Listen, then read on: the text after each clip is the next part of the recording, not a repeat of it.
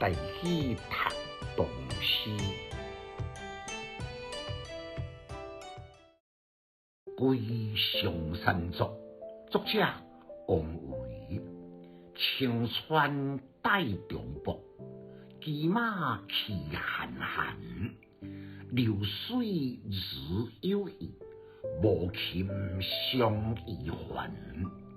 风声临古道，落日满秋山。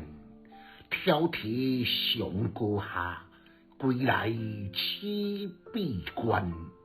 感慨，这首呢是安史动乱进程的佳作，韵律就当看出王维真早以前呢都有归稳的志向。头一句的青川带中泊，骑马去寒寒，就是讲清澈的河川周围的湿地呢，看了相中一片草木的丛林。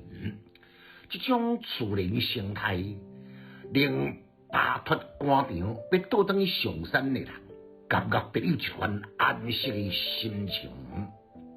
流水日有意，无琴相依还。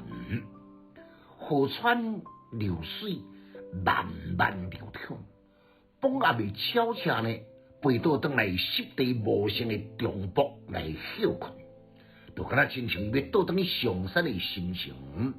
伊悠然自得，写景景中有情，弦外之音呢，也是向往稳居山林的生涯。风声临古道，落日满秋山。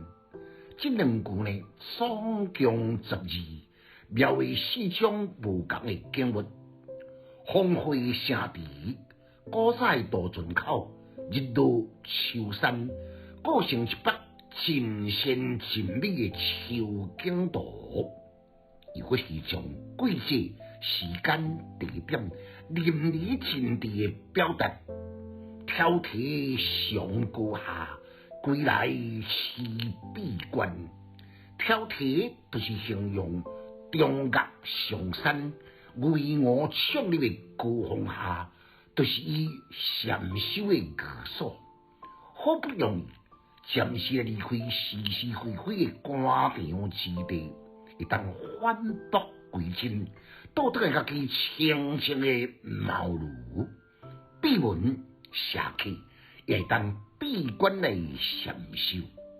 规篇呢，塑造一种安然、含蓄、宁静、淡定的意境，令人回味无穷。